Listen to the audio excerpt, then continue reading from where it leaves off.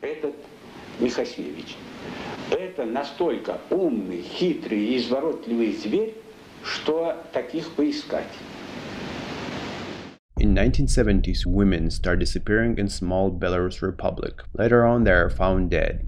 Police is confident that these cases have no connection whatsoever. Corrupt investigators, unable to find a real killer, frame and imprison innocent people. Во-первых, он с самого начала мне говорил. Я знаю, говорит, что ты не преступник. Но мне, говорит, правильно сфабриковать дело. Он мне так в глаза говорил. Ты еще, говорит, не знаешь, что такое прокуратура. Мне, говорит, правильно составить протокол. И ты будешь сидеть. Вот он мне в глаза это говорил. In this video, I will tell you about one of the first known serial killers of Soviet Union, Gennady Mikhasevich. Gennady was born on 7th of April 1947 in a small village east in Belarus, USSR. His father was an alcoholic and often violent towards his mother. Gennady was mocked by other kids. They called him son of alcoholic, and girls always laughed at him because he was very shy. When Gennady grew up, he went to mandatory service in the army. While he was serving there, he got a letter from his girlfriend Yelena, where she said that she's dumping him and marrying another guy. This breakup devastated Gennady. After returning from the army early because of the illness, Gennady went to study in agricultural college that was located 55 kilometers from Vitebsk. In 1970, Gennady moved to village Gorodok, and sometimes he was visiting his family back in East. His first murder he committed 14th of May 1971. Mikhasevich was visiting his parents, but while on the way, he missed last bus, so he had to walk home at night. He was thinking about breakup with Yelena, and he decided to end his life. He took a rope and was finding a place to hang himself. On his way, Mikhasevich saw a woman. It was 19-year-old Lyudmila Andaralova. He later said that he just felt the urge to kill her. Lyudmila was sexually assaulted and strangled. Then Mikhasevich hid her body in nearby fruit garden. Next murders of Vitebsk Strangler were committed in October of 1971. Gennady was walking in the outskirts of Vitebsk and he saw a young woman near the local factory. To distract her, Mikhasevich asked what time is it, and when she looked at her watch, he started strangling her with a rope. But the victim was able to put her hand under it, so Mikhasevich wasn't able to kill her right away. Then some kids that were walking nearby heard women screaming. They ran towards Vitebsk Strangler and his victim. Kids were so scared that they started singing and shining flashlight that they had with them. Mikhasevich got scared and ran away. That was the only victim that survived. When a woman went to police, they refused to register this incident, saying it's probably not so serious. Mikhasevich killed his second victim later that day. He followed a woman from the bus stop. Her body was found next morning. After a second murder, Mikhasevich took a break for 6 months. His next victims he killed in April and June of 1972. One of the victims he met at a dance party. When he got along with her, he became shy and awkward. Women started laughing at him and mocking Gennady. After it, he got mad and strangled her. In June of 1973, after finishing college, Mikhasevich went back to East and started working at a local farm. Because of it, he stopped his killings for a while, but in 1975 he killed 2 women. After one of the victims, when Gennady was leaving, started waking up, Mikhasevich ran back to her, but he later said that he couldn't strangle one woman twice. So he just stabbed her with scissors that fell out of victim's bag. After it, he started leaving tight ropes on the necks of his victims. In spring of 1976, Gennady Mikhasevich found a new job and moved to another village, Saloniki. Because of it, he changed the area of his murders and started finding his victims on the bus stops. Before moving to Saloniki, Gennady Mikhasevich got married. Shortly after the marriage, they had 2 kids together, a boy and a girl. Gennady adored both of them. His daughter he named Yelena after his first love. His wife had no idea about his crimes.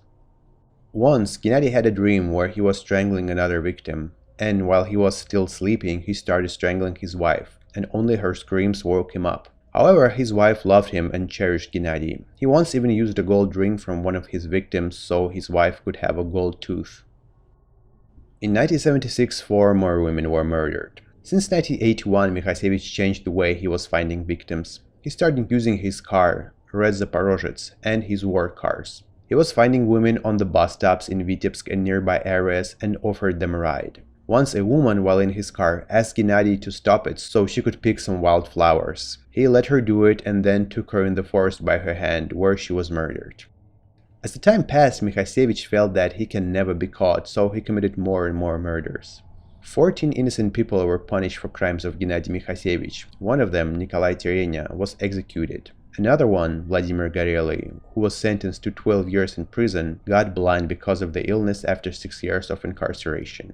All of it happened because cases were worked by a local investigator from prosecutor's office, Mikhail Kuzmich Zhivnirovich.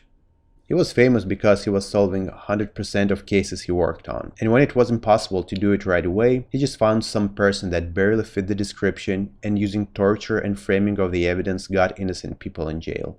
This is the interview with Nikolai Yanchenko. He and his two friends, Valery Kovalyov and Vladimir Pashkevich, were sentenced to prison for 3 murders committed by Gennady Mikhasevich only because one of the witnesses saw them walking not far from crime scene with the dog. The only evidence attached to their case was the photo of the dog they had with them. Короче, говорит, если ты не хочешь, чтобы тебе зеленкой лоб намазали, то давай признавайся, потому что это все равно вы. А что значит зеленкой лоб намазать? Ну, это значит расстрелять. Говорит, я знаю, что это может и не ты, но это Ковалев с Пашкевичем. Они же здоровые, начал на это давить, что я, мол, самый младший, туда-сюда, вот они сделали, а на тебя все свалят. Но сразу ж растерялся, я никогда не подумал, что такое может быть. И тоже начало уже самому казаться, что это, да, что Ковалев с Пашкевичем убили ее, меня с собой взяли, как на отмазку на эту мелиорацию, а теперь все на меня сваливают, значит, все. Ну и в конце концов принудил, что я сознался. Что так, я говорю, да, это Ковалев с Пашкевичем. Ну, я вам скажу честно, что Жевнирович свое дело знал туго. Потому что как посадить человека, в этом он был профессор. А что посадили там, он мне так и говорит: Пашкевич там будет сидеть или еще Иванов, какая мне разница? Любой человек, он мне так говорил, это уже говорит, ну как он мне тогда выразился, не опасный преступник, любой. Он не совершил преступление, но может совершить. Вот он так говорит. Когда я признавался, думаю, этим все равно бесполезно рассказывать. Но думаю, суд же должен судить по справедливости. Думаю, в суде расскажем все, как было. Должны ж понять. Бесполезно. В суде тоже никто не слушает. Адвокат мне не поверила ни на грамм. А не верил никто, что это не мы. Мне отец не верил. In 1979, militia arrested Nikolai Terenya for a murder of a woman. He was homeless and didn't have a job, that's why he couldn't give any alibi. Unlike the other innocent people punished for crimes of Mikhasevich, he didn't confess to murder. That's why he was sentenced to execution by shooting. Nikolai Terenya was executed in 1980. Gennady Mikhasevich was also a member of local volunteer group that was helping police on many occasions. It helped him finding out what cases were worked by police and what information they had, which made catching him even more complicated. Soviet police and prosecutors never publicly acknowledged the existence of serial killers in Soviet Union. It was common opinion that such things exist in only so-called decaying West, and they never even investigated Vitebsk murders like they were committed by one person. But everything changed in 1985. Young investigator Nikolai Ignatovich was working on different cases in Vitebsk region, and he saw many similarities between murders committed in last years. After it, he was able to prove to his colleagues that all of it was done by one person. KGB, when informed about it, sent agents and investigators to Vitebsk. They started checking all the people that drove Red Zaporozhets, because some witnesses remembered seeing soon-to-be victims getting in such cars. Mikhasevich was getting more and more nervous after he was stopped and questioned while driving his car. At the time, police didn't find any reason to arrest him. There were many people driving similar cars in the area. To cover himself, Mikhasevich came up with a fictional organization, Patriots of Vitebsk. After another murder, he put a note in the mouth of his victim, and it said, "For treason, death, fight police and communists." And it was signed, Patriots of Vitebsk. He thought that by doing so, he will throw police off track. Later, he sent a letter from this organization to a local newspaper.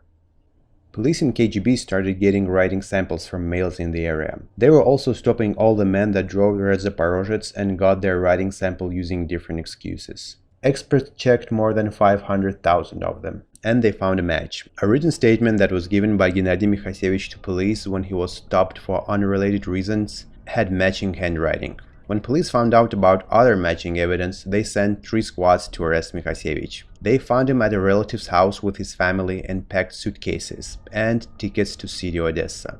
While being arrested, he said to his wife, "It's a mistake, I'll come back home soon." Mikhasevich didn't start talking to police right away, but when during search police found belongings of his victims, Vitebsk Strangler confessed to his murders. Я должен вам объявить, что допрос будет производиться с применением видеозаписи. Вы против этого возражения не имеете? Я даже рад, что мне так покажут где-то в Союзе. Ну, зачем? В Союзе вас никто показывать не будет. Это все это для внутреннего просмотра, то есть для сугубо только для тех лиц. Это только сугубо для тех лиц, которые соприкасаются с вами. Этот круг весьма ограничен. Пойдет, всему Союзу смотреть надо, что это за человек. When he was taken to a crime scene, he was remembering everything in smallest details, even when murder was committed many years ago. Как вы ее душили? Руками. Руками за шею. Потом что вы с ней делали?